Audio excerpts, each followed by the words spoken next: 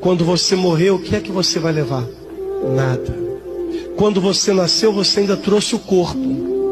Quando morrer, nem o corpo você vai levar. Você não leva nada dessa vida.